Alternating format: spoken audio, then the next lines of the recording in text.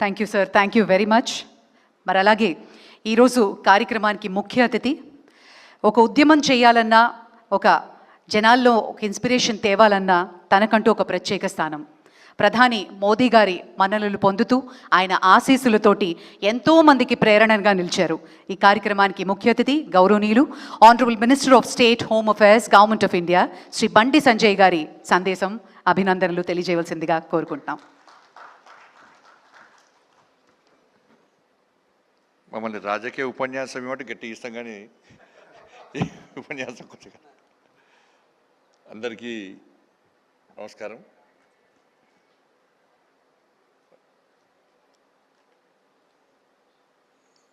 వాస్తవం లోకేష్ గారు డౌట్ వచ్చింది అన్నట్టు. వాళ్ళ కుటుంబం అందరు కూడా సినీ ఫీల్డ్కి వచ్చారు, హీరో లేరు, హీరోయిన్ లేరు. కానీ లోకేష్ గారు ఎందుకో సినీ ఫీల్డ్ పోకుండా ఇటు హీరో అయింది, ఇక్కడ పొలిటీషియన్ అయినట్టున్నారు. చాలా సంతోషం. అందరికీ నమస్కారం. బాలకృష్ణ గారి యొక్క ఈ కార్యక్రమంలో పాల్గొనడం సంతోషం. ఇంతకుముందు లోకేష్ గారు చెప్పినట్టు వారిని చూస్తేనేమో 65 ఏళ్ళు వారి వయస్సు, నిజంగా చూస్తానేమో 25 ఏళ్ళ లెక్క కనబడతాడు ఆయన బాలయ్య బాబు గారు. వారి లోపల ఒక బోలాతనం, ఆయన ముఖంలో గంభీరత్వం, నచ్చిందే చేసే గుణం, నచ్చకుంటే రుద్రతాండవం. అప్పుడు చూస్తున్నా, వాళ్ళు అబ్జర్వ్ చేస్తున్నట్టు వారి యాటిట్యూడ్ ఏది, వారు చూస్తుంటే నిజంగా నిర్మోహమాటంగా ఏదైనా ముక్కుసూటిగా చెప్పేటువంటి వ్యక్తి బాలకృష్ణ గారు. చాలా సంతోషం. వారికి వరల్డ్ బుక్ ఆఫ్ రికార్డ్స్లో యూకే సంబంధించి 50 సంవత్సరాలు నిర్విఘ్నంగా నిరంతరంగా సినీ చరిత్రలో 50 సంవత్సరాలు పూర్తి చేసుకున్న సందర్భంలో వారిని గుర్తించి వారికి అవార్డు ఇవ్వడం చాలా సంతోషం. ఇది తెలుగు ప్రజల యొక్క గర్వకారణంగానే భావిస్తాను. వాస్తవానికి వారు డాక్టర్ కావాల్సి ఉండే, కానీ యాక్టర్ అయ్యారు. వాళ్ళ నాన్నగారి కోరిక డాక్టర్ అని తెలుసు నాకు. అంటే కుటుంబ వారసత్వాన్ని ముందుకు తీసుకుపోవాలన్న ఆలోచనతో ఓ రావడం. ఆ రోజు తాతమ్మ కళ నుంచి మంగమ్మ గారి మనవడి వరకు, సమరసింహారెడ్డి నుంచి డాకు మహారాజ్ వరకు, నెక్స్ట్ అఖండ 2 కూడా వచ్చిందని చెప్పారు. చాలా సంతోషం. అప్పటి నుంచి ఇప్పటి వరకు కూడా వారు సక్సెస్ అవుతూ అనేక మంది తెలుగు ప్రేక్షకుల అభిమానాలు పొందుతూ అనేక మంది ప్రేక్షకులను, అనేక మంది అభిమానులను తయారు చేసుకున్నటువంటి ఒక మంచి మహానటుడు బాలకృష్ణ గారు. నేను మధ్యలో కొంతమంది స్టూడెంట్స్ నాకు వచ్చారు. అసలు చిన్న సమస్య మీద నాకు వచ్చినప్పుడు వాళ్ళు తొందర పడుతున్నారు. చాలామంది నాతో ఫోటో దిగాలని ఆర్తుంది వాళ్ళకు. కొంతమంది ఏమో తొందర వెళ్దాం అంటున్నారు. దాదాపు ఒక 100 మంది వచ్చారు చిన్న ఇష్యూ మీద. మీకు ఇంత తొందర ఎందుకు అంటే, లేదు సార్, ఈరోజు బాలకృష్ణ గారి మూవీ వచ్చింది, మా బ్యాచ్మెంట్స్ అందరం కూడా బెట్టు కట్టుకున్నాం, ఆ బెట్టులో ఒక అతను ఓడిపోయాడు. ఓడిపోయిన తర్వాత బెట్ ఏంది అంటే, ఈరోజు మీ అందరినీ కూడా బాలకృష్ణ గారి మూవీ తీసుకెళ్తా అని చెప్పాను. అంటే క్లాస్ రూమ్లు మొత్తం కాలేజ్ అందరూ కూడా కలిసిపోయి బాలకృష్ణ గారి మూవీ చూడాలనుకోవడం నిజంగా చాలా గొప్పతనం అది. కాబట్టి అందుకే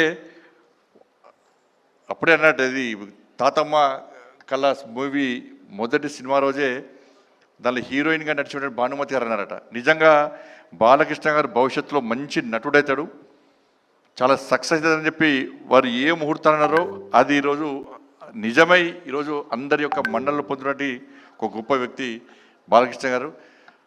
సరే, అనేక సందర్భాల్లో వారి గురించి తెలుసుకొని నేను ఒక సందర్భంలో ఈ సినీ ఫీల్డ్లో చాలా ఇబ్బందులు పడి అనేక ఒడిదుడులు కొడుకు ఎదుర్కొని అనేక అవమానాలు ఎదుర్కొన్నప్పుడు కూడా ఎక్కడ కూడా వెనుకడి వేయకుండా, నేను అనుకున్న లక్ష్యం చేరుకోవాలి, ప్రజల మన్నను పొందాలి, నేను ఈ సినీ ఫీల్డ్లో సక్సెస్ కావాలని చెప్పి ఒక లక్ష్యాన్ని ఎంచుకొని ముందు పోతున్న తరుణంలో చాలా సందర్భాలు, గతంలో ఎన్టీ రామారావు గారు, స్వర్గీయ ఎన్టీ రామారావు గారి యొక్క చరిత్రను వ్యక్తీకరించి అవాస్తవాలను చూపెడుతున్న తరుణంలో మహానాయకుడు అని చెప్పి అనేక సినిమాలు నిర్మించి వారి యొక్క వాస్తవ చరిత్రను చూపినటువంటి ఒక మంచి వ్యక్తి బాలకృష్ణ గారు.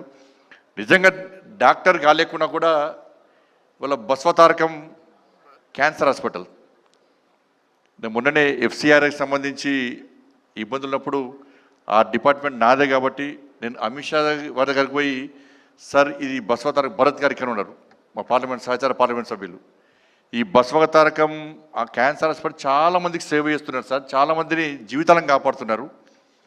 ఈ ఎఫ్సిఆర్ఎస్ సంబంధించిన ప్రాబ్లం వచ్చింది సార్, దీన్ని మనం తప్పకుండా చేయాల్సిన అవసరం ఉందని చెప్పిన తర్వాత వారు వెంటనే బాలకృష్ణ గారి కదా తప్పకుండా చేసాయి. నాకు కూడా క్యాన్సర్ బస్వతారకం క్యాన్సర్ హాస్పిటల్ నాకు కూడా ఐడియా ఉంది, చాలామందికి సేవ చేస్తున్నారు, చాలామంది ప్రాణాలు కాపాడుతున్నారు.